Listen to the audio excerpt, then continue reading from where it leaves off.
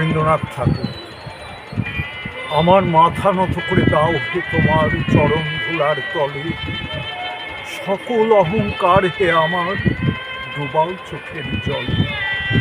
নিজেরে করিতে গৌরব দান, নিজেরে কেবলই করি অপমান, আপনারে শুধু ঘেরিয়া ঘেরিয়া ঘুরে মরি পলে পলে, সকল অহংকার হে আমার ডুবাও চোখের জলে।